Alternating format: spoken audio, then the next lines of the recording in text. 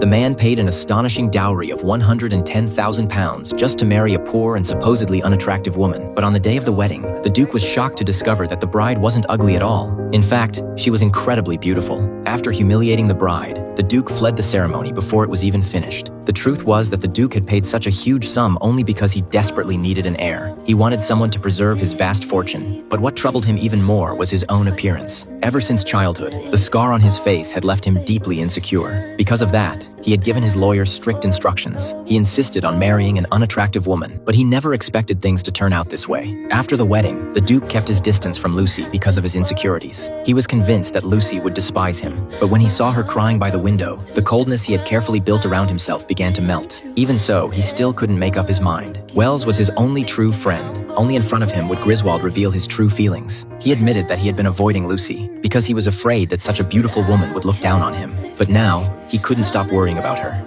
My wife is indisposed. I'm going to see for myself that she is well.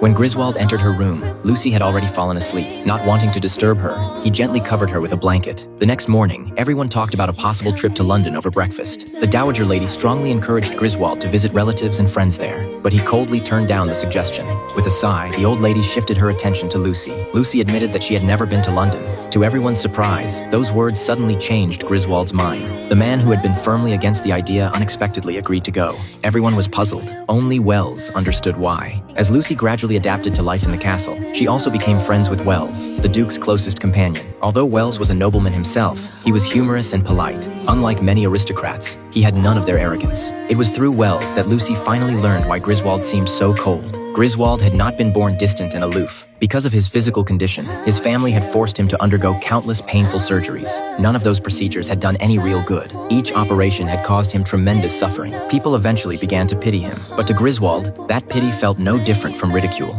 From that point on, he became increasingly stern and guarded. The next day, with nothing else to do, Lucy decided to learn horseback riding. Griswold and Wells happened to return from a hunting trip. Griswold specifically instructed the servants to prepare a gentle horse for Lucy. But after making those arrangements, he once again walked away with a cold expression. As the days passed, Lucy's riding skills steadily improved. Not long afterward, Wells left for Hoyt to visit some relatives. That left only the newlywed couple in the castle. During meals, both of them wanted to break the awkward silence, but Griswold feared saying the wrong thing, and Lucy worried that he would ignore whatever she said. One day, Lucy sat alone in a corner looking at a family photograph. To her surprise, Griswold came to see her. In an unusually stiff tone, he handed her a package. When Lucy opened it, she was delighted. Inside was a beautifully tailored riding outfit. Griswold awkwardly explained that he had only bought it to help her improve her riding. When Lucy remained silent, he mistakenly thought she disliked the color. He then casually mentioned that he had noticed how much her riding had improved the previous day. Only then did Lucy realize that Griswold had been quietly paying attention to her all along. For the first time, she saw the kindness hidden beneath his cold exterior.